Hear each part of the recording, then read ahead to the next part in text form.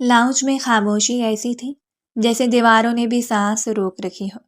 انوشا صوفے کے کنارے بیٹھی تھی، ہاتھوں میں انگلیاں الجھی ہوئی، چہرے پر وہی سختی جس سے سب ہمیشہ خائف رہتے تھے۔ سامنے خاندانی وکیل طارق محمود اپنی بریف کیس سے کاغذات نکال رہا تھا۔ ان کے ہاتھوں کی چال سنجیدہ مگر مانوس تھی، جیسے یہ سب کئی بار کر چکے ہوں۔ چند لمحوں کی خاموشی کے بعد انہوں نے چشمہ درست کیا، گلا صاف کیا اور کاغذ کھول کر بولے، انوشا میڈم، یہ آپ کے دادا جناب ذوالفقار احمد صاحب کی آخری وصیت ہے جو انہوں نے اپنے ہوش و حواس میں 3 ماہ قبل تیار کروائی تھی اور مجھے تاکید کی تھی کہ ان کے مرنے کے بعد یہ آپ تک پہنچائی جائے۔ انوشا نے آنکھیں اٹھا کر انہیں دیکھا، لہجے میں سڑ پن نمایاں تھا۔ شروع کیجیے اور جتنا جلدی ہو سکے اس وصیت کو مکمل کریں کیونکہ مجھے آفس کے لیے نکلنا ہے۔ ان چیزوں کے لیے میرے پاس وقت نہیں ہے۔ وکیل نے سر ہلایا اور ان کو دیکھتے ہوئے بولا، لیکن اس وصیت کے بعد آپ کے پاس وقت ہی وقت ہوگا۔ معذرت، لیکن یہ آپ کے لیے بہت ضروری ہے، اسی لیے اس کو تحمل سے سنیے گا۔ وہ کچھ کہتی اس سے پہلے ہی وہ پڑھنا شروع ہو گئے تھے۔ میں ذوالفقار احمد ولد عبدالغفور احمد اپنی زندگی کے مکمل شعور میں یہ وصیت تحریر کرتا ہوں۔ میں اپنی پوتی انوشا جبران کے لیے درج ذیل شرائط مقرر کرتا ہوں۔ اول، وہ اس خاندان کی واحد وارث اس صورت میں ہوگی جب وہ اپنی شادی مکمل کرے گی اور اس کے یہاں ایک بچہ پیدا ہوگا۔ 2، یہ سب عمل اس کی 25ویں سالگرہ سے قبل مکمل ہونا لازمی ہوگا۔ اگر خدا نخواستہ اس نے مقررہ مدت میں شادی نہیں کی یا اولاد نہ ہوئی تو میری تمام منقولہ و غیر منقولہ جائیداد، کاروبار، شیئرز اور ذاتی ملکیت میرے بیٹوں میں مساوی تقسیم کر دیے جائیں اور اس میں سے ایک حصہ بھی میری پوتی کو نہیں دیا جائے گا۔ میں نے یہ فیصلہ اس لیے کیا ہے کہ میری پوتی کا مزاج سخت، ضدی اور تنہائی پسند ہے۔ وہ اپنے غصے میں نہ خاندان کی سنتی ہے نہ بزرگوں کی سنتی ہے۔ میں چاہتا ہوں کہ وہ زندگی کی ذمہ داری کو سمجھنا سیکھے اور خاندان کے رشتوں کو اپنی زندگی میں جگہ دے۔ یہ وصیت میری آخری اور حتمی خواہش ہے۔ وکیل نے کاغذ تہہ کیا۔ چند لمحے لاؤنج میں صرف گھڑی کی ٹک ٹک سنائی دیتی رہی تھی۔ انوشا کی آنکھوں میں حیرت اور غصہ ایک ساتھ بھڑک اٹھا۔ وہ سیدھی ہو کر بولی، یہ وصیت ہے یا مذاق؟ کہیں یہ جھوٹ تو نہیں؟ وکیل صاحب نے سر نفی میں ہلایا تھا جبکہ وہ حیرت سے ان کا چہرہ دیکھنے لگی۔ چند لمحے بعد وہ سخت لہجے میں بولی، یہ کون سا اصول ہے؟ کون اپنے وارث سے ایسی شرط لگاتا ہے؟ میں شادی کرنا ہی نہیں چاہتی، کسی مرد کے ساتھ زندگی گزارنے کا ارادہ نہیں ہے۔ اور وہ بچہ؟ وہ ہنسی، مگر ہنسی میں تلخی تھی۔ دادا چاہتے ہیں میں اپنی مرضی کے خلاف صرف وراثت کے لیے ماں بنوں؟ یہ تو بلیک میلنگ ہے، یہ سب آسان نہیں ہے۔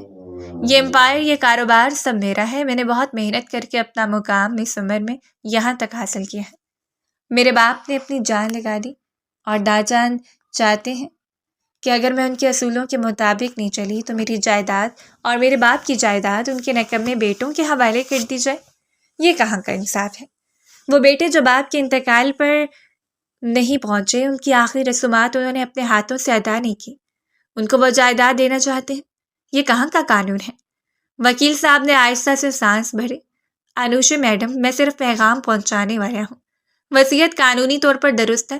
اگر آپ اس شرائط پوری نہیں کرتی تو آپ کے نام پر موجود کمپنی کی صدارت، گھر، سب کچھ آپ سے واپس لے لیا جائے گا اور یہ میرا نہیں، آپ کے داجان کا ہی فیصلہ ہے۔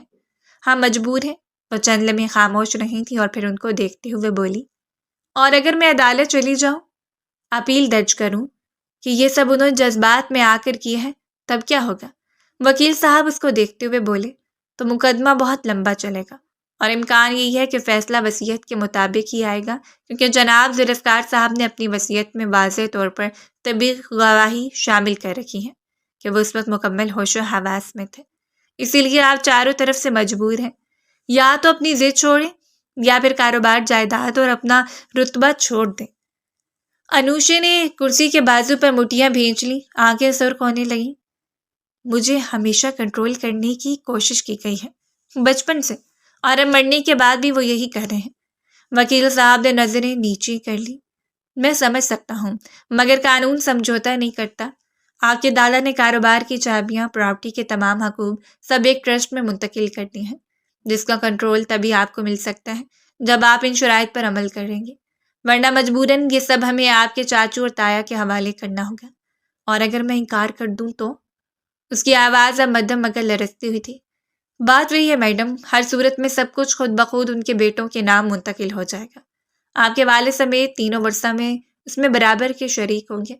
کمرے میں خاموشی گہری ہو گئی تھی۔ باہر سے صرف پرندوں کی ایک مدھم آواز آ رہی تھی۔ انوشا نے تصویر کی طرف دیکھا، جیسے آنکھوں میں سوال دبا ہو۔ دادا، آپ کو مجھ پر کبھی بھروسہ نہیں تھا نا؟ وکیل صاحب نے بریف کیس بند کیا، کھڑا ہوئے۔ میں کل تک دستخط کے لیے آ جاؤں گا اگر آپ چاہیں تو، لیکن بہتر ہوگا آپ سوچ لیں، وقت زیادہ نہیں ہے۔ وہ خاموش بیٹھی رہی۔ وکیل کے قدموں کی چاپ دور ہوتی گئی۔ کمرہ دوبارہ ساکت ہو گیا تھا۔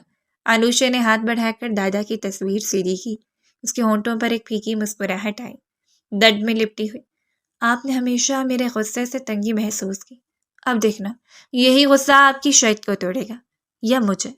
چند لمحے وہ ان کی تصویر کو گھورتی نہیں تھی، اور پھر کچھ سوچ کر اس نے محض اپنی پرسنل سیکرٹری کو ایک میسج ٹائپ کیا تھا، مجھے شادی کرنی ہے اور لڑکے تلاش کرو۔ جبکہ یہ میسج کرنے کے بعد وہ کافی ڈسٹرب ہو گئی تھی۔ وقت دھیرے دھیرے گزرتا جا رہا تھا۔ اگلی صبح کا سورج پوری آب و تاب سے روشن ہوا تھا۔ معمول کے مطابق وہ تیار ہوئے سیدھا اپنے آفس کے لیے روانہ ہو گئی تھی۔ آفس کے بڑے شیشے والے کیبن میں ہلکی سنہری روشنی پھیل رہی تھی۔ انوشا میز پر جھکی لیپ ٹاپ کی سکرین پر نظریں جمائے بیٹھی تھی۔ انگلیاں مسلسل کی بورڈ پر چل رہی تھیں۔ سامنے فائلوں کا ایک منظم ڈھیر، ساتھ کافی کا آدھا خالی کپ رکھا تھا۔ ماحول میں خاموشی تھی، بس کمپیوٹر کی ہلکی گنگناہٹ شامل تھی۔ چند لمحے بعد دروازے پر ہلکی سی دستک ہوئی۔ آئیے، انوشا نے نظریں اٹھائے بغیر کہا۔ دروازہ کھلا۔ اندر اس کی پرسنل سیکرٹری انجم فائل ہاتھ میں لیے داخل ہوئی۔ اس کے انداز میں ہمیشہ کی طرح احتیاط تھی، کیونکہ جانتی تھی سامنے موجود لڑکی ایک لمحہ لگاتی ہے اور اگلے کی عزت کو تار تار کر دیتی ہے۔ اسی لیے وہ ہمیشہ اس کے سامنے ہر قدم سوچ سمجھ کے رکھتی تھی۔ السلام علیکم میم، انوشا نے سر ہلایا۔ وعلیکم السلام۔ بولیے انجم، کیا بات ہے؟ میرا کام ہوا یا پھر ادھورا ہی رہ گیا؟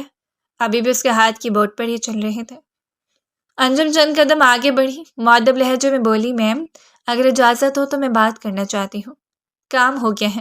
انوشا نے لیپ ٹاپ بند کر کے سیدھی کرسی پر ٹیک لگا لی۔ کہیے، سن رہی ہوں۔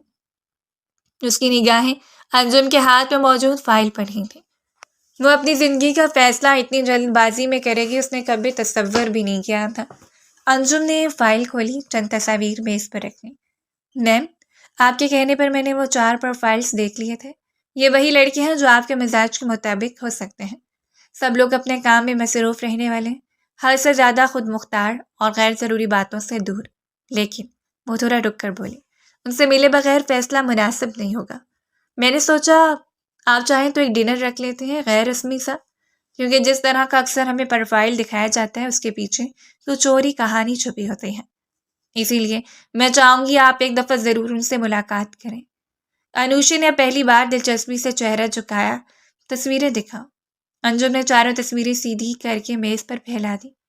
ہر تصویر میں الگ مزاج جھلک رہا تھا۔ پہلا، سادہ لباس میں، نرم چہرہ مگر آنکھوں میں گہرائی۔ دوسرا، بااعتماد مسکراہٹ والا۔ تیسرا، قدر سنجیدہ، آنکھوں میں غور و فکر کی جھلک نمایاں تھی۔ چوتھا، چمکتی آنکھوں اور کھلے مزاج والا، جیسے دنیا کے ساتھ دوستی رکھتا ہو۔ انوشا نے ایک ایک تصویر پر چند لمحے رک کر نظر دوڑائی۔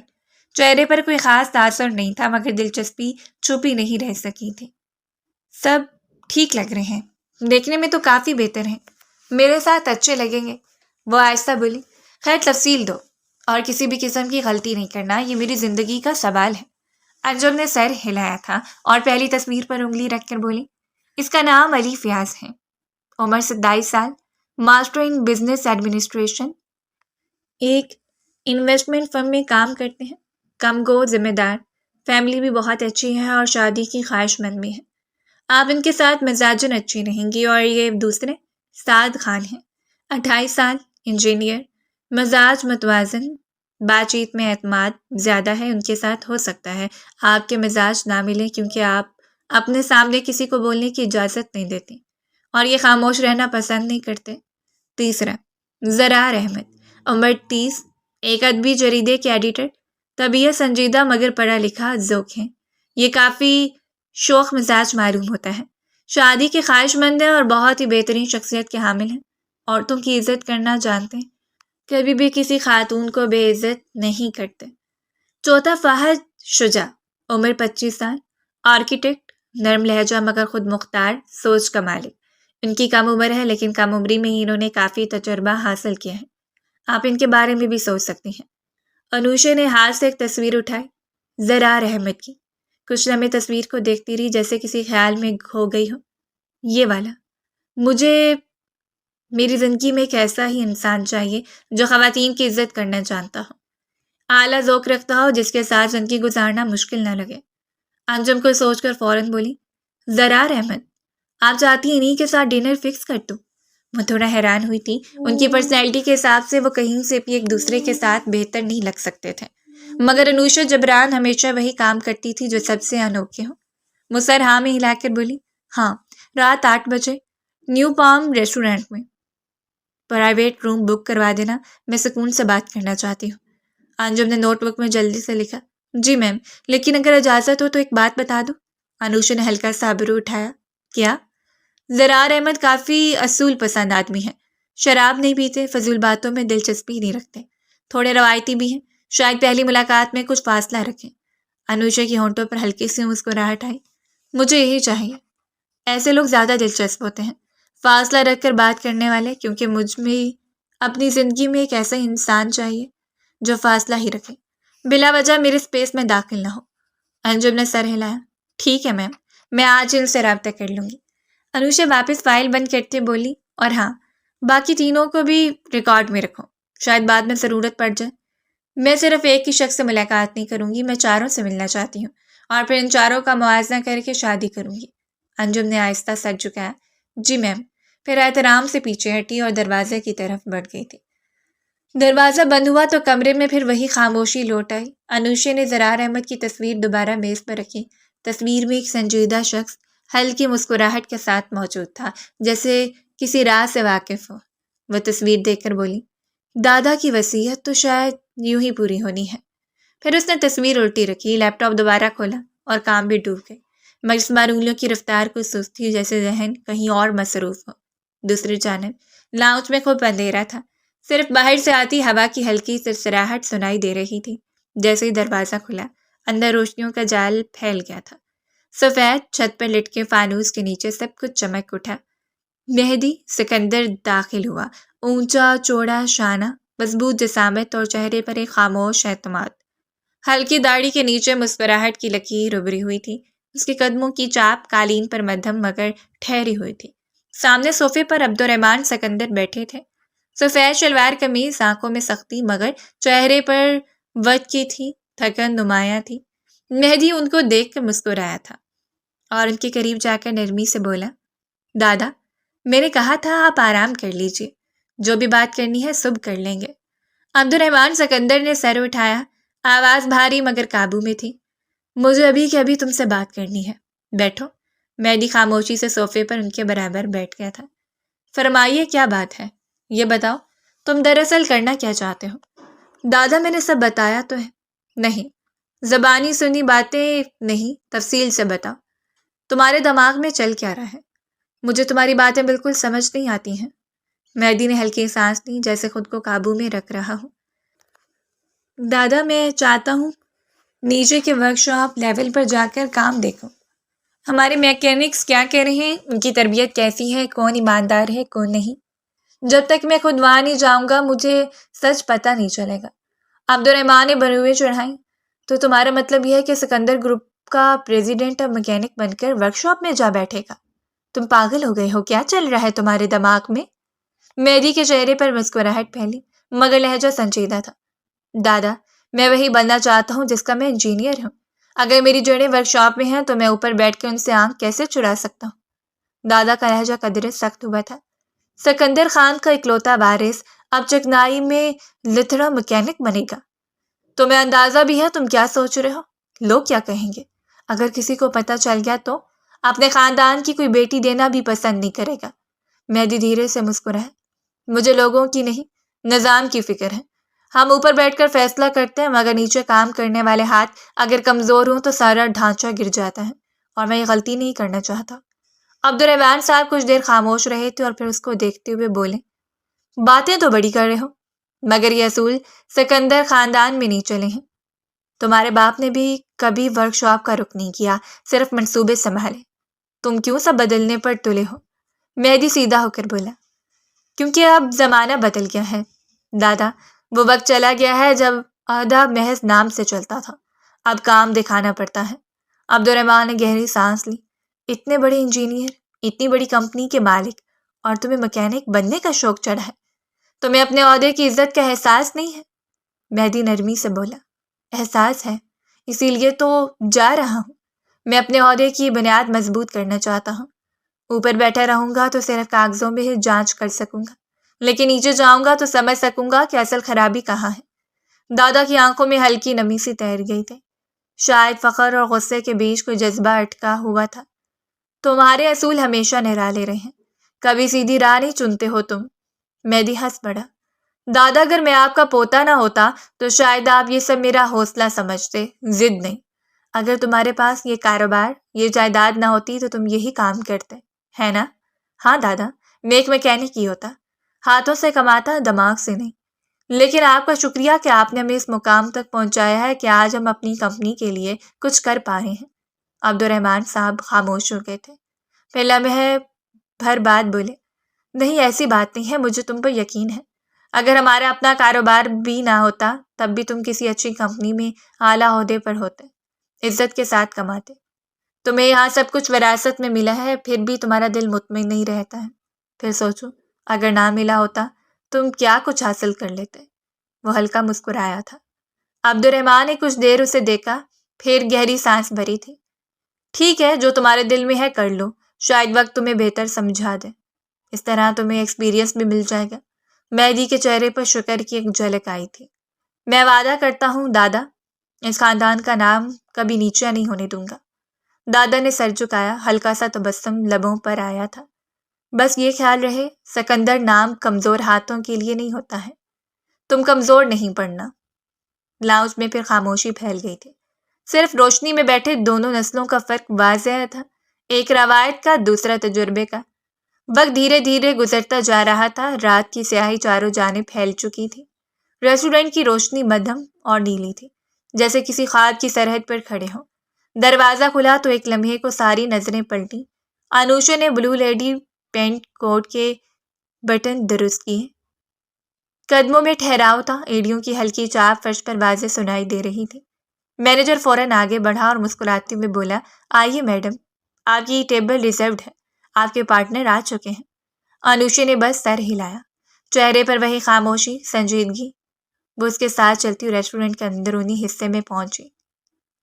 کونے میں نیم اندھیرے میں ایک میز پر 40 کے قریب عمر کا آدمی بیٹھا تھا، ہلکی گنج، پیٹ ابھرا ہوا اور مسکراہٹ کچھ زیادہ ہی کوشش سے جمائی ہوئی تھی۔ وہ فوراً کھڑا ہوا، ہاتھ بڑھایا، ہیلو، میں زرار احمد، مطلب وہی جس سے آپ کی بات ہوئی تھی۔ انوشا نے ایک لمحے کو تصویر کا چہرہ یاد کیا، وہاں جوان، تراشیدہ جبڑا، بے داغ مسکراہٹ، یہاں کچھ اور ہی منظر تھا۔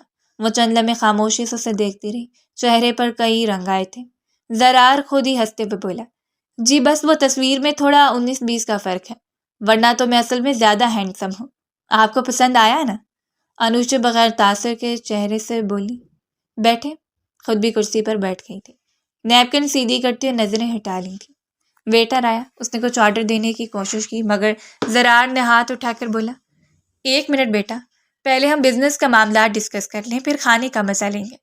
انوشا نے ہلکی سی بندوقیں چڑھائیں، ہمیں پہلے تعارف مکمل کر لینا چاہیے۔ ہمیشہ کی طرح وہ خوبصورت ترین لگ رہی تھی، اور اس پر قیامت ڈھاتا اس کا انداز کسی بھی شخص کو گھائل کر سکتا تھا۔ ہاں ہاں بالکل۔ زرار نے مسکراتے پانی کا گلاس اٹھایا، دراصل میں نے سوچا آج کی ملاقات یادگار بناؤں۔ پھر گلاس ایک گھونٹ لیا، لیکن پانی کے ساتھ برف کا ٹکڑا سیدھا ناک سے ٹکرا گیا تھا۔ وہ کھانسنے لگا، زور زور سے۔ ویٹر بھاگ کر آیا، نہیں نہیں ٹھیک ہوں میں۔ زرار ہاتھ ہلا کر بولا، بس گلاس غلط اینگل پر تھا۔ انوشا نے سانس روکی تاکہ مسکراہٹ باہر نہ نکلے، مگر چہرہ ابھی بھی سخت تھا۔ تو آپ نے کہا تھا کہ آپ ایک جریدے کے ایڈیٹر ہیں؟ زرار نے گردن اکڑائی۔ جی بالکل، مگر بس شوقیہ، اصل بزنس کچھ اور ہے۔ میرے پاس 3 پلاٹ ہیں، 2 لاہور میں، ایک بحریہ ٹاؤن میں، بلکہ میں سوچ رہا تھا ہم مل کر کچھ بڑا کریں۔ آپ کی کمپنی ہے نا، ہم ایک جوائنٹ وینچر بنا سکتے ہیں۔ انوشا نے سر لہجے میں کہا۔ میں ذاتی ملاقات کاروباری نیت سے نہیں کرتی۔ ارے مگر دیکھیں نا، یہ سب تقدیر کی باتیں ہیں۔ آپ جیسی عقل مند خاتون اور مجھ جیسا تجربے کار آدمی، بس قسمت نے ملایا ہے۔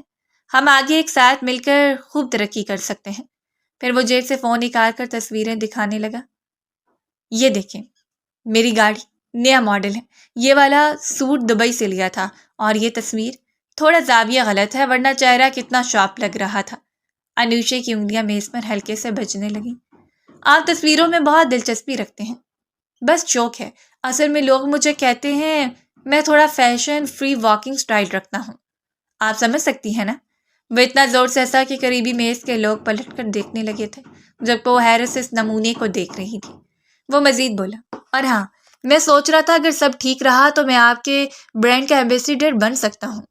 ویسے میرا چہرہ کیمرے پر چمک جاتا ہے۔ پھر وہ جھک کر رازدانہ انداز میں بولا، آپ چاہیں تو ہم میڈیا کو بتا سکتے ہیں کہ ڈنر بزنس ڈسکشن ہے، کچھ پروموشن بھی ہو جائے گی۔ انوشا نے اپنی گھڑی دیکھی، چہرے پر ہلکی جھنجھلاہٹ واضح تھی۔ مجھے نہیں لگتا کہ یہ ملاقات کسی نتیجے پر پہنچے گی مسٹر زرار۔ اس کا موڈ اب خراب ہو رہا تھا۔ وہ ایسا انسان اپنی زندگی میں ہرگز نہیں چاہتی تھی۔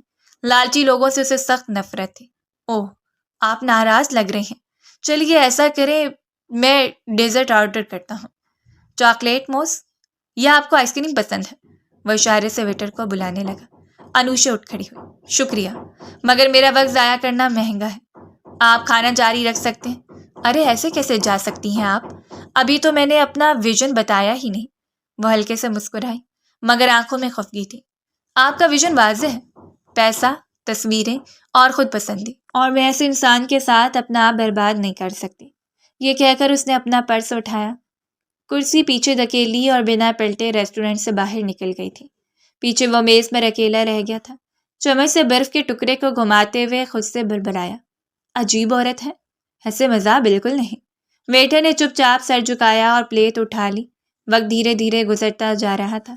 اگلی صبح نئی امیدوں کے ساتھ روشن ہوئی تھی۔ سیڑھیوں پر قدموں کی چاپ ابھری، سنہری روشنی میں لپٹی انوشا نیچے اتری تو اس کے ہاتھ میں کار کی چابی اور بیگ تھا۔ وہ ہمیشہ کی طرح بے عیب نظر آ رہی تھی، مگر آج اس کے چہرے پر ٹھنڈی سنجیدگی کچھ زیادہ گہری تھی۔ بوبا جی سیڑھیوں کے پاس بے چینی سے ٹہل رہی تھی، ہاتھ میں دوپٹہ مروڑتی ہوئی۔ انوشا چونک کر بولی، کیا ہوا بوبا جی، صبح صبح ایسے پریشان کیوں لگ رہے ہیں؟ انہوں نے نیچے دیکھتے ہوئے دھیرے سے کہا، بیٹا تمہارے تایا جی، چاچو اور ان کی بیگمات آئی ہیں، ڈرائنگ روم میں بیٹھے ہیں، تمہارا انتظار کر رہے ہیں۔ انوشا کی بنوں میں تن گئی۔ کمال ہے، انہی کی کمی تھی، انتقال پر تو ایک نظر دکھانے نہیں آئے، اب شاید جائیداد نوچنے آ گئے ہیں۔ وہ بیزار لہجے میں کہتی ہوئی تیز قدموں سے ڈرائنگ روم کی طرف بڑھی تھی۔ دروازہ کھلا تو کمرے میں مہنگی عطر کی خوشبو پھیلی تھی۔ سامنے صوفے پر سرفراز صاحب، رحمان صاحب اور ان کی بیویاں نازنین اور رحمت بیگم نیم گرم چائے کے مگ تھامے بیٹھے تھے۔ انوشا کے داخل ہوتے ہی خاموشی چھا گئی۔ وہ دروازے کے قریب کھڑی ہوئی اور سرد مسکراہٹ کے ساتھ بولی، کیا خوب، باپ کے مرنے پر تو کسی کو فرصت نہیں ملی، لیکن جائیداد لینے کے لیے سب جمع ہو گئے۔ واہ واہ، کیا زمانہ آ گیا ہے۔ سرفراز صاحب نے الجھن چھپاتے ہوئے کہا، ایسی بات نہیں ہے بیٹی، ہمیں بابا کے انتقال کی خبر بہت بعد میں ملی تھی، اس وقت ہم دبئی میں تھے، اسی وجہ سے نہیں آ سکے۔ رحمان صاحب نے فوراً ہاں میں ہاں ملائی۔ ہاں اب پتہ چلا، تو فوراً یہاں پہنچ گئے، آخر باپ تھے وہ ہمارے۔ انوشا کے ہونٹوں پر ہلکی سی طنزیہ مسکراہٹ ابھری۔ اب پہنچ کر کیا فائدہ، وہ تو اب ہیں ہی نہیں، ان کی یادوں سے جائیداد تو نہیں ملے گی نا۔ رحمت بیگم نے تھوڑا نرم لہجہ اپنایا، بیٹا یادیں ہی تو انسان کو جوڑ کے رکھتی ہیں، ہم یہاں محبت سے آئے ہیں۔ انوشا نے کرسی کی پشت پر ہاتھ رکھا۔ محبت؟ چچی، یہ لفظ آپ کے منہ سے عجیب لگ رہا ہے۔ مجھے صاف پتہ ہے آپ سب کیوں آئے ہیں، جائیداد کے لیے، لیکن افسوس دادا نے ساری جائیداد میرے نام کر دی ہے۔ کمرے میں ایک لمحے کو سناٹا چھا گیا۔ نازنین بیگم نے حیرت سے رحمان کو دیکھا، پھر سرفراز صاحب ہولے سے کھنکار کر بولے، بیٹی یہ تو ٹھیک ہے لیکن ایک شرط تھی، اگر تم شادی کرتی ہو اور تمہارے یہاں بچہ ہوتا ہے تب تمہیں جائیداد ملے گی، ورنہ پوری جائیداد ہماری ہے۔ انوشا کے چہرے پر ایک لمحے کو سکوت چھا گیا تھا۔ اس کو لگا تھا وصیت کے بارے میں صرف اس کو معلوم ہے، لیکن یہاں وہ غلط تھی۔ چند لمحے وہ خاموش رہی تھی اور پھر صفاقی سے بولی، تو سن لیجئے، میں اپنے لیے لڑکا پسند کر چکی ہوں، کل میرا نکاح ہے۔ سرفراز صاحب نے چونک کر کہا، اتنی جلدی؟ مگر وہ بات کاٹتی ہوئی بولی، امپائر، یہ سب کچھ میرے دادا اور والد نے اپنی محنت سے بنایا ہے، میں اسے ان ہاتھوں سے نہیں جانے دوں گی جنہوں نے ان کے جنازے تک پر آنا مناسب نہیں سمجھا۔ رحمان صاحب نے کچھ کہنا چاہا مگر انوشا پہلے ہی اٹھ کھڑی ہوئی۔ اس کی آواز اب برف کی طرح صاف اور سخت تھی۔ بہتر یہی ہے کہ آپ لوگ اپنے لیے کوئی اور بندوبست کر لیں اور جب تک میں واپس آؤں یہ گھر خالی کر دیں۔ میں ان لوگوں سے کوئی تعلق نہیں رکھنا چاہتی جو میرے دادا کے نام پر بس دعویٰ کرنے آئے ہیں۔ وہ مڑ کر دروازے کی طرف بڑھی۔ اس کی ایڑیوں کی آواز فرش پر ایک فیصلہ بن کر گونجی تھی۔ پیچھے سے رحمت بیگم کی ہلکی سسکی سنائی دی، مگر انوشا کے قدم ایک لمحہ بھی نہیں رکے تھے۔ ان کے جاتے ہی کمرے میں سب کے چہروں پر بے آواز حیرت جم گئی تھی، جیسے وہ سمجھ گئے ہوں کہ جس لڑکی کو وہ کمزور سمجھتے رہے وہ اب اپنی سلطنت خود سنبھالنے کھڑی ہے۔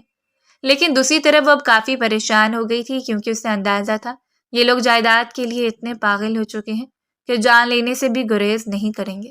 اسی لیے اسے جلد سے جلد ایک ایسا شخص اپنے لیے منتخب کرنا تھا جس کے ساتھ وہ محفوظ ہو۔ سڑک پر سورج ڈھلنے کو تھا، شام کی سنہری روشنی کار کے شیشوں پر تیز چمک بن کر پڑ رہی تھی۔ انوشا کے چہرے پر وہی ضبط شدہ غصہ تھا جو چند گھنٹے پہلے گھر میں بھڑکا تھا۔ گاڑی کے انجن کی آواز سڑک کی خاموشی توڑ رہی تھی مگر اس کے دل کے شور کو دبانے میں ناکام تھی۔ وہ تیز رفتاری سے موڑ کاٹنے لگی تھی کہ اچانک انجن جھٹکا کھا کر رک گیا۔ اس نے حیرت سے گاڑی دوبارہ سٹارٹ کی، 1 2 3 بار، مگر جواب میں صرف کھانسنے جیسی آواز آئی۔ ابھی ہونا تھا یہ تماشا بھی، وہ بڑبڑائی۔ اسٹیئرنگ پر ہاتھ مار کر گاڑی کا دروازہ کھول دیا۔ باہر آ کر اس نے ٹائر پر زور سے لات ماری۔ تمہیں بھی ابھی خراب ہونا تھا، خدا کا واسطہ کہاں سے لاؤں میں لڑکا؟ بول تو دیا ہے کہ کل نکاح ہے مگر دولہا ہی نہیں ہے۔ وہ جھنجھلاہٹ میں اپنے بالوں پر ہاتھ پھیر رہی تھی کہ سامنے سے ایک بائک آ کر رکی۔ بائک سادہ سی تھی، پچھلی سیٹ پر پرانے اوزاروں کا تھیلا بندھا ہوا۔ سوار نے ہیلمٹ اتارا تو ایک چہرہ سامنے آیا، دھوپ سے سانولا مگر آنکھوں میں ٹھہراؤ، گال پر تھوڑا سا آئل لگا ہوا تھا، ہاتھ گریز سے کالے۔ وہ آہستگی سے بولا، کیا ہوا میڈم، کوئی ہیلپ چاہیے؟ انوشا نے اسے اوپر سے نیچے تک دیکھا، پھر صاف لہجے میں بولی، تم میکینک ہو؟ جی، تھوڑا بہت جانتا ہوں۔ تو پھر میری مدد کرو، یہ گاڑی بند ہو گئی ہے، سٹارٹ نہیں ہو رہی۔ وہ بونٹ کھول کر نیچے جھک گیا۔ دھات کی چمک اور دھوئیں کی ہلکی سی بو فضا میں گل گئی۔ انوشا بازو لپیٹے اس کے پاس جا کھڑی ہوئی، چند لمحے خاموش رہی، پھر وہ گویا ہوئی، ایک بات پوچھوں تم سے؟ اس نے پلکیں اٹھا کر اس کی طرف دیکھا۔ پوچھے؟ شادی شدہ ہو؟ وہ لمحے بھر کو رکا، پھر مسکرا کر سر نفی میں ہلا دیا۔ کہاں تک پڑھا ہے تم نے؟ زیادہ خاص نہیں، بس 5 جماعتیں، پھر یہ کام سیکھ لیا، اب اچھا کاریگر ہوں۔ انوشا نے دھیرے سے سر ہلایا۔ میں شاہ انڈسٹری کی پریزیڈنٹ ہوں۔ وہ چونک کر سیدھا ہوا، بونٹ کے پیچھے سے اس کا چہرہ نظر آیا۔ اوہ اچھا۔ وہ بولی، کیا تم مجھ سے آج نکاح کرو گے؟ اس کے ہاتھ سے اسپنر چھوٹتے چھوٹتے بچا۔ وہ حیرت سے بولا، کیا بول رہی ہیں آپ؟ میں اور آپ نکاح؟ آپ کسی کمپنی کی پریزیڈنٹ ہیں اور میں ایک میکینک، یہ کیسا مذاق ہے؟ یہ مذاق نہیں ہے، تمہیں اس کے بدلے 25 لاکھ ملیں گے، تمہیں صرف کچھ عرصے میرے ساتھ رہنا ہے، میری جان کو بھی خطرہ ہے اور مال کو بھی، مجھے تم جیسے کسی مضبوط انسان کی ضرورت ہے۔ وہ چند لمحے اس کو دیکھتا رہا، پھر ہنس کر بولا، آپ راہ چلتے کسی سے بھی ایسی بات کر دیتی ہیں۔ انوشا کے چہرے پر سنجیدگی اور تھکن کا ملا جلا سایہ تھا۔ میں کسی سے بھی نہیں کہتی، بس تم سے کہہ رہی ہوں، مجھے آج ہی نکاح کرنا ہے، تم کرو گے؟ ہوا میں لمحہ بھر کو سکوت رہا، اس کے بعد وہ آدمی خاموشی سے اس کی آنکھوں میں دیکھتا رہا، پھر دھیرے سے بولا، ٹھیک ہے، کر لیتے ہیں، بتائیں کب کرنا ہے؟ انوشا نے گہرا سانس لیا۔ گاڑی ٹھیک کرو، پھر میرے ساتھ میری کمپنی چلو، ہم ابھی نکاح کریں گے۔ وہ ہلکا سا مسکرایا، دلچسپ سودا لگتا ہے۔ چند منٹ بعد گاڑی کی آواز دوبارہ زندہ ہو چکی تھی۔ اس نے اپنے ہاتھ کپڑے سے صاف کیے، بائک پر بیٹھا اور ایک نگاہ اس پر ڈالی۔ انوشا نے کار کا دروازہ بند کیا، آئینے میں خود کو ایک لمحے کے لیے دیکھا، پھر انجن سٹارٹ کر دیا تھا۔ سڑک پر دونوں گاڑیاں ایک دوسرے کے پیچھے روانہ ہوئی تھیں۔ وہ بائک سوار کوئی معمولی شخص نہیں بلکہ مہدی سکندر تھا۔ جو آج صرف اور صرف مزے کی خاطر ایک لڑکی سے نکاح کرنا جا رہا تھا۔ اسے ایڈونچر کرنے کا بہت شوق تھا، لیکن اسے بالکل اندازہ نہیں تھا کہ اس کا ایڈونچر اس کی زندگی کو کس طرح تبدیل کرنے والا ہے۔ ایک لمبی مسافت کے بعد وہ دونوں شاہ انڈسٹری پہنچ گئے تھے۔ کیبن کے دروازے سے اندر داخل ہوتے ہی مہدی کے قدم رک گئے تھے۔ کمرہ وسیع، شیشے کی دیواروں سے گھرا ہوا، روشنی اتنی کہ جیسے سورج اندر آ کر بیٹھ گیا ہو۔ سامنے ایک بڑی میز، پیچھے چمڑے کی کرسی، دیوار پر شاہ انڈسٹری کا سنہری لوگو۔ مہدی نے آہستگی سے گردن ہلائی۔ آپ کا آفس تو کمال کا ہے، بالکل فلموں والا لگتا ہے۔ انوشا سر لہجے میں بولی، اپنی زبان بند رکھو اور وہاں صوفے پر بیٹھ جاؤ۔ میں مولوی اور گواہوں کا انتظام کرتی ہوں، اور ان کے سامنے بھی کوئی فالتو بات نہیں کرنا۔ میں یہاں کی پریزیڈنٹ ہوں، میری بہت عزت ہے۔ تمہاری ایک بے وقوفی میری عزت کو خاک میں ملا سکتی ہے، سمجھ رہے ہو؟ جی بہتر، وہ بولا اور متی سے صوفے پر بیٹھ گیا۔ ہاتھوں پر لگا گریز اب بھی صاف نہیں ہوا تھا، مگر اس کے تاثرات میں کسی قسم کی گھبراہٹ نہیں تھی۔ وہ بالکل نارمل انداز میں بیٹھا ہوا تھا۔ ایک لمحے کے لیے انوشا بھی حیران ہوئی تھی کہ اتنے بڑے آفس میں ایک معمولی میکینک اتنا پرسکون کیسے ہے، مگر پھر اپنا سر جھٹک گئی تھی۔ کچھ دیر وہ خاموشی سے ارد گرد دیکھتا رہا۔ شیشے کے پار نیچے پورا شہر روشنیوں میں نہا رہا تھا، مگر اس کمرے کی فضا میں ایک غیر معمولی سنجیدگی تھی۔ انوشا نے فون اٹھایا، نمبر ملایا۔ انجم، فوراً میرے روم میں آؤ۔ چند لمحوں بعد دروازے پر ہلکی سی دستک ہوئی۔ انجم فائل ہاتھ میں لیے اندر آئے، چہرے پر حسب معمول سکون۔ جی میڈم۔ ابھی فوراً ایک مولوی صاحب اور گواہوں کا انتظام کرو۔ انجم، تمہاری ذمہ داری ہے، میں بھی نکاح کری ہوں۔ انجم کے ہاتھ تھم گئے۔ جی، نکاح؟ لیکن آپ کن چاروں میں سے؟ کل والے سے؟ وہ تو عمر میں۔ یہ بات چھوڑ دو، لڑکا مل چکا ہے، تم صرف مولوی کا انتظام کرو۔ جی میڈم، ابھی کرتی ہوں۔ انجم بول کر جلدی سے باہر نکل گئی تھی۔ کمرے میں دوبارہ خاموشی اتر آئی تھی۔ گھڑی کی سوئیاں چلتی نہیں۔ انوشا کی نظریں کبھی فون پر، کبھی سامنے بیٹھے مہدی پر جا ٹکتیں، مگر اس کا دھیان اس پر نہیں رکا تھا۔ 1.5 گھنٹے بعد دروازہ دوبارہ کھلا۔ مولوی صاحب سفید عمامہ باندھے اندر داخل ہوئے، ان کے پیچھے گواہ داخل ہوئے تھے۔ السلام علیکم، مولوی صاحب نے نرمی سے کہا۔ انوشا سر ہلا کر بولی، وعلیکم السلام۔ شروع کرے مولوی صاحب۔ مہدی آہستہ سے اٹھا، آگے بڑھا اور مولوی صاحب کے سامنے بیٹھ گیا۔ انہوں نے فام نکالا، قلم سنبھالا اور بولے، بیٹا تمہارا نام؟ مہدی نے ایک لمحے کو سوچا، پھر دھیرے سے بولا، مہدی سمندر، ولد ساحر سکندر۔ مولوی صاحب نے کاغذ پر نام درج کیا اور پھر انوشا کی طرف دیکھا۔ بیٹے آپ کا نام؟ انوشا جبران شاہ۔ مولوی صاحب نے قلم رکھ دیا۔ چند اور چیزیں انہوں نے فارم پر درج کی تھیں اور پھر انوشا کو دیکھتے ہوئے بولے، انوشا جبران شاہ، تمہارا نکاح مہدی سکندر ولد ساحر سکندر کے ساتھ طے کیا جاتا ہے، تمہیں منظور ہے؟ کمرے کی ہوا جیسے تھم گئی۔ انوشا نے نگاہ اٹھائی، سامنے وہی میکینک بیٹھا تھا، ہاتھوں پر کالک، بازوؤں پر رگیں، ابری ہوئی قمیض کے کالر پر آئل کے دھبے، مگر اس کی آنکھوں میں ایک عجیب وقار تھا، ایک خاموش اعتماد۔ وہ چند لمحے دیکھتی رہی، پھر نظریں جھکا کر بولی، قبول ہے۔ مولوی صاحب نے دوبارہ پوچھا، انوشا جبران شاہ، کیا آپ کو یہ نکاح قبول ہے؟ قبول ہے۔ تیسری بار بھی وہی سوال، وہی جواب، قبول ہے۔ مولوی صاحب نے سر ہلایا، پھر مہدی کی طرف متوجہ ہوئے۔ مہدی سکندر، ولد ساحر سکندر، کیا تمہیں انوشا جبران شاہ سے یہ نکاح قبول ہے؟ مہدی نے گہری سانس لی، مسکرایا، قبول ہے۔ دوسری بار، قبول ہے۔ تیسری بار، قبول ہے۔ انوشا کی انگلیوں میں انگوٹھی چمکی۔ جب مولوی صاحب نے دستخط کے لیے کاغذ بڑھایا، گواہوں نے دستخط کیے، پھر مولوی صاحب نے مسکرا کر دعا دی، اللہ آپ دونوں کے لیے یہ رشتہ خیر و برکت کا سبب بنائے۔ اور انوشا نے فقط سر ہلایا۔ مہدی نے چپ چاپ اسے دیکھا، جیسے سب سمجھ چکا ہو مگر کچھ کہنا نہیں چاہتا ہو۔ کمرے میں دوبارہ وہی خاموشی لوٹ آئی تھی۔ مولوی صاحب اور گواہ اجازت لے کر چلے گئے تھے، جبکہ وہ بھی چند لمحے کے لیے بالکل خاموش ہو گیا تھا، لیکن کچھ ہی دیر بعد وہ واپس ایک ٹیپ ریکارڈر کی طرح شروع ہو چکا تھا، اور پھر پورا دن اس کا دماغ کھایا تھا۔ تقریباً 9 بجے وہ آف کر کے اس کو گھر لے آئی تھی۔ رات گہری تھی۔ شاہ منزل کے سامنے گاڑی رکی تو فضا میں ہوا کے ساتھ ہلکی نمی گھل رہی تھی۔ بنگلے کے باہر اونچے درختوں کے سائے لمبے ہو کر روشنی کے دائرے میں پھیل رہے تھے۔ انوشی نے گاڑی کا دروازہ کھولا. چہرہ سپاٹ تھا مگر آنکھوں کے نیچے تھکن صاف دکھ رہی تھی. پیچھے سے مہدی بھی اتر آیا. ایسے ادھر ادھر دیکھنے لگا جیسے کسی فلمی سین میں آ گیا ہو. ارے میڈم صاحبہ، واہ واہ، یہ تو پورا محل ہے، وہ شوقی سے بولا. میں تو سمجھا تھا 2 کمروں کا بنگلہ ہوگا، مگر یہاں تو بندہ رستہ بھول جائے. انوشی نے تیز نظروں سے گھورا. تم خاموش رہو، مجھے تمہاری آواز بھی بری لگ رہی ہے. اچھا، حضور والا، معافی چاہتا ہوں. اس نے 2 قدم پیچھے ہوتے ہوئے ہاتھ جوڑ دیے. بس ایک بات پوچھنی تھی، نکاح کے ساتھ سہاگ رات پیکج میں شامل ہے یا الگ سے لینا ہوگا؟ وہ جیسے پتھر بن گئی. اس نے گردن گھما کر اسے گھورا، نگاہ میں آگ دی. زبان بند رکھو مہدی، ورنہ توڑ دوں گی تمہارا منہ. ایسی گندی باتیں مت کرو، یہ کانٹریکٹ میرج ہے. میں نے ایک ایک چیز تمہیں بتائی ہے. مہدی کے لبوں پر شریر سے ہنسی پھیل گئی تھی. اوہ، یعنی آپ کو مجھ سے ڈر لگ رہا ہے؟ وہ ایک قدم آگے بڑھا ہی تھا کہ پیچھے سے بھاری آواز گونجی. یہ کیا تماشا لگا رکھا ہے؟ اور یہ لڑکا کون ہے؟ دونوں چوم کر مڑے. سرفراز صاحب سفید شلوار قمیض میں، ہاتھ کمر پر رکھے دروازے پر کھڑے تھے.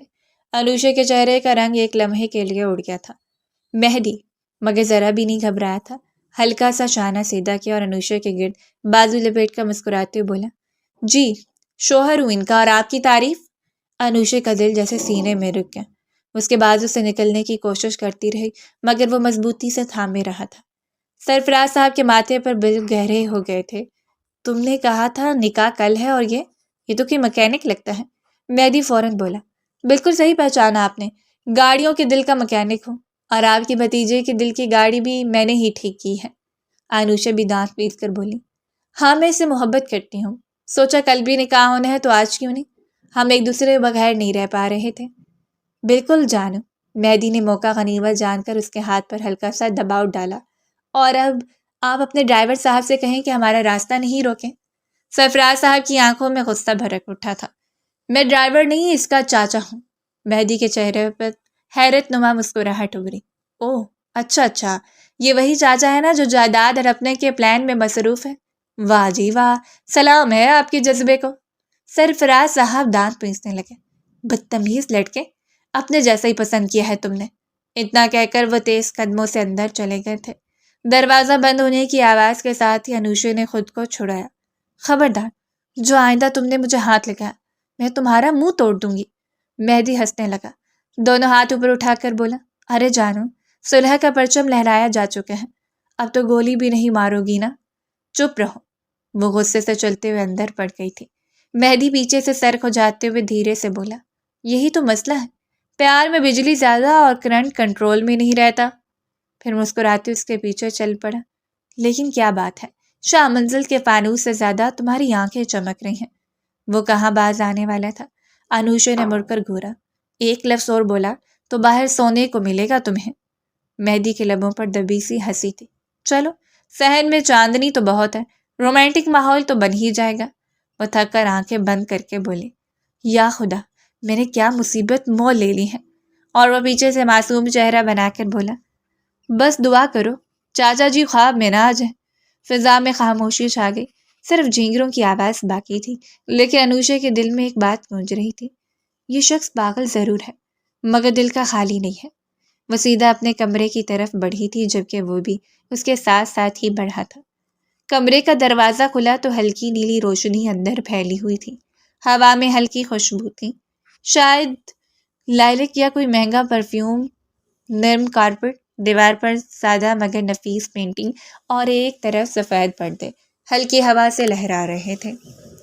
انوشے سیدھی قدموں سے اندر داخل ہوئی مگر پیچھے سے مہدی پورے تجسس کے ساتھ کمرے میں داخل ہوا.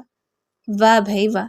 ادھر ادھر نظر دوڑاتے ہوئے بولا، کمرہ تو بڑا مست ہے، لگتا ہے فلمی ہیروئن والا روم ہے. ویسے ایک بات بتائیں، کتنے کا بنا ہوگا یہ؟ انوشے نے جھٹ سے پلٹ کر گھورا. چپ چاپ رہو، زیادہ بولا مت کرو. کچھ زیادہ زبان چلتی ہے تمہاری. مہدی کے لبوں پر مسکراہٹ کھیل گئی. ہاں چلتی تو ہے لیکن غلط نہیں بولتی. خیر کوئی بات نہیں، میں ادھر بیڈ پر سو جاؤں گا. بیڈ پر؟ وہ غصے سے آگے بڑھی. یہ جوتے اتارو اپنے گندے، فرش پر مت چلو. اور تم یہاں نہیں سو گے، تم صوفے پر سو گے. مہدی نے مصنوعی حیرت سے آنکھیں پھیلا لی. صوفہ؟ میں آپ کا مہمان ہوں، اور آپ مجھے عزت دینے کی بجائے صوفے پر بھیج رہے ہیں؟ یہ کیسا سلوک ہے؟ نئی نویلی دلہن کا اپنے شوہر کے ساتھ؟ شوہر؟ وہ تنک کر بولی، مجھے نیند اپنے بستر کے علاوہ کہیں نہیں آتی، آپ مجھے تنگ مت کرو۔ مہدی نے سر کھجاتے ہوئے شرارت سے کہا، تو میں کیا کروں؟ بیوی بیڈ پر، شوہر صوفے پر۔ ویسے بھی اب ہم میاں بیوی ہیں، ساتھ سو سکتے ہیں، اور آج تو ہماری سہاگ رات ہے نا۔ یہ کہہ کر وہ دھیرے سے آگے بڑھا، مگر انوشے نے آنکھیں تنک کر گھورا۔ زیادہ چپکنے کی ضرورت نہیں ہے، یہ نکاح کانٹریکٹ ہے، سمجھ گئے؟ تم ایک مکینک ہو۔ مہدی کے چہرے پر ہلکی سی مسکراہٹ جم گئی۔ مکینک صحیح، پر نکاح تو سچا ہے نا؟ وہ اس کی کمر میں ہاتھ ڈال چکا تھا۔ سچا؟ وہ طنز سے ہنسی۔ میں تم جیسے مکینک کے ساتھ سہاگ رات مناؤں گی جس کے ہاتھ گریس سے کالے ہوں؟ وہ ہنسا، مگر اس کی ہنسی میں شرارت سے زیادہ مزہ تھا۔ ہاتھ کالے ہوں یا سفید، بیوی کو تھامنے کے لیے ہوتے ہیں، اور ویسے بھی شوہر کالا ہو یا گوڑا، شوہر شوہر ہی ہوتا ہے نا؟ یہ کالے ہاتھوں والا مکینک آپ کو اتنا سکون دے گا کہ کوئی گورا بھی نہ دے سکے۔ انوشی نے ایک قدم پیچھے ہٹتے ہوئے کہا، مہدی حد میں رہو، بدتمیزی مت کرو۔ وہ ہلکے سے جھک کر مسکرا دیا۔ بدتمیزی؟ نہیں جانو، یہ تو محبت کا آغاز ہے۔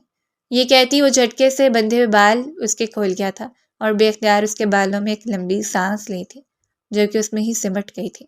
وہ دھیرے دھیرے اس کی گردن پر اپنے ہونٹوں کا لمس بکھیرنے لگا تھا۔ وہ اس کو دور کرنا چاہتی تھی، لیکن نہ جانے اس کے لمس میں ایک عجیب کشش تھی کہ وہ بھی اس سے لپٹتی جا رہی تھی۔ وہ اسے اپنی باہوں میں لیے بستر کی طرف بڑھا تھا، جبکہ وہ بھی اس کی باہوں میں مدہوش ہو رہی تھی۔ چند لمحے بعد اس کی سسیاں کمرے میں گونجنے لگی تھیں۔ وہ مزاحمت کے اس حصے پر تھی کہ وہ اسے روکنا بھی چاہتی تھی لیکن روک نہیں پا رہی تھی۔ دھیرے دھیرے وہ بھی اس کا ساتھ دینے لگی تھی۔ رات پوری جوبن پر تھی اور کب گزری کچھ پتہ نہیں چلا۔ وقت دھیرے دھیرے گزرتا جا رہا تھا۔ اگلی صبح وہ سورج نکلتے ہی چلا گیا تھا۔ وہ دوبارہ اس کا سامنا نہیں کر پا رہا تھا۔ 2 دن بیت گئے تھے۔ شام منزل کے صحن میں خاموشی پھیلی ہوئی تھی۔ رات گہری تھی، مگر ہلکی سنہری روشنی کچن کے دروازے سے باہر جھانک رہی تھی۔ مہدی نے چپ چاپ دروازہ دھکیلا تو اندر سے برتنوں کی ہلکی سی ٹک ٹک سنائی تھی۔ اس نے الجھی ہوئی مسکراہٹ کے ساتھ قدم اندر رکھا۔ سامنے انوشے کاؤنٹر کے پاس کھڑی تھی، چادر کے پلو سے بالوں کا ایک لٹ سنبھالتے ہوئے کافی کا مگ بھر رہی تھی۔ بھاپ اٹھ رہی تھی، خوشبو پھیل رہی تھی۔ مہدی نے ہاتھ جیبوں میں ڈالے تھوڑا جھک کر کہا، واہ، اتنے بڑے امپائر کی مالکن خود کافی بنا رہی ہیں۔ دنیا کو تو بتانا چاہیے، شاہ انڈسٹری کی پریزیڈنٹ عوامی سطح پر آئی۔ وہ مڑی، چہرے پر حیرت اور غصے کا ہلکا ملا جلا تاثر۔ کہاں تھے تم؟ صبح سے غائب ہو۔ ہوش ہے تمہیں؟ تمہارے پیچھے چاچو آئے تھے، تمہارا پوچھ رہے تھے۔ مہدی نے کندھے اچکائے۔ میں اپنے گراج گیا ہوا تھا۔ اب شادی کی ہے تم سے تو کچھ کماؤں گا بھی نا۔ شوہر مفت خورا لگے تو عزت پر حرف آتا ہے۔ ببرو چڑھا کر بولی، ضرورت نہیں ہے تمہیں کام کرنے کی، کچھ عرصہ تمہیں میرے ساتھ رہنا ہے، اس کے پیسے میں دوں گی، تمہیں کہیں جانے کی ضرورت نہیں ہے، ہر وقت میرے ساتھ رہو گے، بس اتنا کافی ہے۔ مہدی نے مگ کی طرف دیکھا، پھر دھیرے سے بولا، ہم تو رشتہ قائم کر چکے ہیں، اس کے باوجود کچھ دن؟ یہ کیا مطلب ہے؟ چپ رہو، وہ تیز لہجے میں بولی۔ وہ بس ایک معاہدہ تھا، ختم ہوگا تو وہ بس نہیں ہوا تھا۔ مہدی نے آہستہ سے اس کا ہاتھ تھاما۔ اس کی گرفت نرم مگر ضدی تھی۔ ہم دونوں کی رضامندی تھی، تم بھول نہیں سکتی۔ انوشے کے چہرے پر لمحے بھر کے لیے الجھن چھا گئی، پھر وہ نظریں چرا کر بولی، میں ساری زندگی ایک مکینک کے ساتھ نہیں گزار سکتی، میں ایک پڑھی لکھی کاروباری عورت ہوں۔ مہدی نے کہکا لگایا، مگر لہجے میں تھوڑی کسک تھی۔ تو کیا ہوا؟ مکینک ہوں، دل ٹھیک کرنے کا بھی ہنر آتا ہے، مشینیں ہی نہیں جذبے بھی چلاتا ہوں۔ فلسفہ مت جھاڑو، وہ مگ اٹھا کر ایک گھونٹ بھرتے ہوئے بولی۔ تمہاری زندگی گراج کی چکنائی میں سمٹی ہے، میری بورڈ میٹنگز میں۔ ہم مختلف دنیا کے لوگ ہیں۔ ہاں، تمہاری دنیا میں خوشبو ہے، میری میں پسینہ، لیکن دونوں میں انسان تو وہی ہے نا۔ وہ ہلکا سا آگے بڑھا، چہرہ اس کے قریب آیا۔ کبھی سوچا اگر میں تمہارے فلیٹ ٹائر کی طرح زندگی میں آ گیا تو تب بھی بدلوات ہوگی؟ وہ طنز سے بولی، مگر اس کے لبوں پر ہلکی سی مسکراہٹ تھی۔ واہ، دل بھی کمپنی کی طرح چلاؤ گی؟ ٹھیک نہ چلے تو نیا لے لو گی؟ ہاں بالکل، وہ بولی، میری زندگی میں بیکار چیزوں کی جگہ نہیں۔ اچھا، تو پھر میں بیکار ہوں؟ ہاں، کافی حد تک۔ تو پھر تم کیوں اتنی فکر کرتی ہو؟ صبح سے پوچھتی پھر رہی تھی کہ کہاں تھا میں۔ بیکار آدمی کے لیے اتنی فکر مندی کچھ خاص ہے کہ نہیں؟ وہ ایک لمحے کو خاموش ہوئی، پھر مگ نیچے رکھا۔ مجھے بس تمہاری حرکتوں پر نظر رکھنی تھی۔ تم آسان آدمی نہیں ہو۔ آسان تو میں ہوں ہی نہیں، مشکل ہوں، لیکن دلچسپ بھی۔ وہ بولی، دلچسپی ختم ہونے میں وقت نہیں لگتا، پر شروع ہونے میں بھی نہیں لگا تھا۔ وہ گھور کر بولی، تم حد سے زیادہ بولتے ہو۔ جب سامنے خوبصورت بیوی ہو تو خاموش رہنا گناہ لگتا ہے۔ میں تمہاری بیوی صرف کاغذ پر ہوں، دل سے نہیں۔ دل کا کام وقت لیتا ہے۔ وہ مسکرا کر قریب ہوا۔ تم نے کافی بنائی ہے، مجھے بھی دو، شاید اس میں تمہارا رویہ ذرا میٹھا ہو جائے۔ کافی تمہارے لیے نہیں بنی ہے، پھر چلو میں تمہارے لیے بنا دیتا ہوں۔ ویسے بھی میکینک ہوں، ہاتھوں سے کام کرنے کی عادت ہے۔ تمہیں مزاق کی بیماری ہے اور تمہیں غصے کی، دونوں علاج نہیں کرواتے۔ وہ ضبط کے ساتھ بولی، مہدی تم کیوں میرے ہر جملے میں بات نکالتے ہو؟ کیونکہ تمہارے الفاظ کے پیچھے کہانی ہے۔ تم کہتی ہو نفرت کرتی ہو، مگر آواز میں لرزش آتی ہے۔ کچن میں چند لمحے کی خاموشی چھا گئی۔ انوشا نے نظریں چرائیں۔ بھاپ میں اس کا چہرہ دھندلا لگ رہا تھا۔ مہدی نے دھیرے سے کہا، انوشا، یہ جو تمہاری کافی ہے نا، تلخ ہے، لیکن اس تلخی میں سچائی ہے، شاید اسی لیے اچھی لگتی ہیں۔ وہ ایک لمحہ خاموش رہی، پھر بولی، تم واقعی ناقابل برداشت ہو مہدی۔ وہ مسکرایا، اور تم ناقابل انکار۔ یہ کہتی اس کے ماتھے پر ایک نرم بوسہ دے کر دھیرے دھیرے اس کے وجود میں کھونے لگا تھا۔ وہ شدت سے اس پر حاوی ہو رہا تھا، جبکہ وہ اس بار بھی اس کو روک نہیں پائی تھی۔ وہ لڑکا محض میکینک نہیں تھا، اس کے ہاتھوں میں جادو تھا۔ وہ اسے لیے سیدھا کمرے کی طرف بڑھ گیا تھا۔ وہ تیکھی مرچ اس میکینک کے ہاتھوں میں جاتے ہی بے بس ہو جاتی تھی۔ وقت دھیرے دھیرے گزرتا جا رہا تھا۔ 1.5 ہفتے بعد صبح کے وقت شاہ منزل کی فضا ہمیشہ کی طرح پرسکون تھی۔ ہلکی دھوپ صحن میں اتر رہی تھی اور دور لان میں مالی پودوں کو پانی دے رہا تھا۔ مہدی نے نیلی شرٹ کے بٹن بند کرتے ہوئے سیڑھیاں اترنا شروع کی۔ گھڑی میں 10 بج چکے تھے، دفتر نکلنے کا وقت تھا۔ وہ ابھی نیچے پہنچا ہی تھا کہ سرفراز صاحب سیڑھیوں کے قریب کھڑے نظر آئے۔ چہرے پر معمولی سنجیدگی تھی۔ مہدی نے ادب سے سلام کیا۔ سرفراز صاحب نے جواب میں اس کا ہاتھ تھاما اور بولے، مہدی ذرا ڈرائنگ روم میں آؤ، کوئی ضروری بات کرنی ہے تم سے۔ وہ لمحہ بھر کو رکا، پھر سر ہلاتے ان کے ساتھ چل دیا۔ ڈرائنگ روم میں داخل ہوا تو فضا بھاری تھی۔ سامنے صوفے پر رحمان صاحب، سرفراز صاحب کی بیگم اور رحمان صاحب کی بیگم بیٹھی تھیں۔ ان کی نظریں مہدی پر جمی تھیں، جیسے وہ پہلے سے طے شدہ کسی کھیل کا حصہ ہو۔ مہدی نے سب کو سلام کیا اور آہستگی سے ایک صوفے پر بیٹھ گیا۔ سرفراز صاحب نے ایک معنی خیز نظر اپنی بیوی پر ڈالی، پھر خاموشی کے بعد رحمان صاحب نے بات شروع کی۔ بیٹا، تم ابھی نئے نئے آئے ہو اس گھر میں، اس لیے ہم تمہیں ایک بات کھلے دل سے بتانا چاہتے ہیں۔ یہ لڑکی انوشا، یہ اتنی صاف نہیں جتنی دکھائی دیتی ہے۔ مہدی کی بھنوں میں سکنی، کیا مطلب؟ رحمان صاحب ذرا جھک کر بولے، یہی کہ اس کی وجہ سے اس کے ماں باپ مرے، پھر ہمارے باپ کو اپنے قابو میں کر لیا۔ مرنے سے پہلے ساری جائیداد اسی کے نام کروا لی۔ اب تمہیں استعمال کریے، کچھ عرصہ تمہارے ساتھ رہے گی، پھر تمہیں بھی چھوڑ دے گی۔ ہمیں سب معلوم ہے۔ مہدی خاموشی سے سنتا رہا، چہرے پر کوئی رد عمل نہ تھا۔ رحمت بیگم نے نرم مگر زہریلے لہجے میں کہا، ہم تمہارے خیر خواہ ہیں بیٹا، ہم نے تمہارے لیے بہتر راستہ سوچا ہے۔ اگر تم اس کے خلاف کیس کر دو کہ اس نے وصیت کے لیے زبردستی شادی کی ہے تو ہم تمہیں 10 لاکھ روپے دیں گے، نقد، ابھی۔ سرفراز صاحب بولے، ورنہ یاد رکھنا تمہارا کچھ نہیں بنے گا، اور تمہیں پھوٹی کوڑی بھی نہیں دے گی۔ ایک میکینک ہو تم، کہاں سمجھو گے ان عورتوں کی چالیں؟ مہدی نے دھیرے سے گہری سانس لی، پھر سیدھا ہو کر بولا، اپنے پیسے آپ اپنے پاس رکھیں، اور آئندہ میری بیوی کے گھر آنے کی آپ لوگوں کو ضرورت نہیں ہے۔ کمرے میں خاموشی چھا گئی۔ وہ پرسکون مگر مضبوط لہجے میں بولا، جو تایا اور چچا اپنی بھتیجی کے شوہر کو اس کے خلاف کرنے کی کوشش کریں، ان لوگوں کو میں دیکھنا بھی پسند نہیں کرتا۔ انوشا میری بیوی ہے، میری ذمہ داری ہے، اسے پروٹیکٹ کرنا میرا فرض ہے۔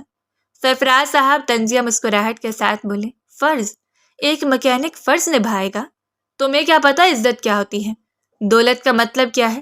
مہدی کا لہجہ اب ذرا سخت ہوا۔ عزت اور دولت دونوں کا مطلب مجھے اچھی طرح معلوم ہے۔ دولت آپ جیسے لوگ جمع کرتے ہیں، عزت میں اپنے ہاتھوں سے کماتا ہوں۔ اور یاد رکھیے، اگر آپ لوگوں نے آئندہ مجھے اس کے خلاف بھڑکانے کی کوشش بھی کی یا ایسی کوئی بات زبان سے نکالی تو میں آپ سب کے خلاف قانونی کارروائی کروں گا۔ رحمان صاحب بھڑک اٹھے تھے، ایک میکینک کی مجال کی ہمیں دھمکی دے، تیری اوقات؟ ہمارے سامنے چیونٹی کے برابر ہے۔ مہدی نے ایک قدم آگے بڑھ کر ان کی آنکھوں میں دیکھا۔ بے شک میں میکینک ہوں، مگر اپنی بیوی کو سنبھالنا مجھے آتا ہے۔ چیونٹی صحیح، مگر کاٹتی تب ہے جب کوئی اسے روکنے کی کوشش کرے۔ اس کے الفاظ بھاری تھے، لہجے میں ایک ایسا ٹھہراؤ تھے جو ان سب کو لاجواب کر گئے تھے۔ کمرے میں خاموشی چھا گئی۔ رحمت بیگم نے نظریں چرائیں۔ سرفراز صاحب کے ماتھے پر ہلکی تیوری ابھری۔ مہدی نے جیب سے رومال نکالا، ہاتھ صاف کیا اور بولا، اب اجازت دیجیے، دفتر کے لیے دیر ہو رہی ہے۔ وہ مڑ کر دروازے کی طرف بڑھ گیا۔ دروازے کے قریب ہلکے سے کھلے دروازے کے پیچھے انوشے کھڑی تھی، چہرے پر حیرت، آنکھوں میں نمی کی چمک۔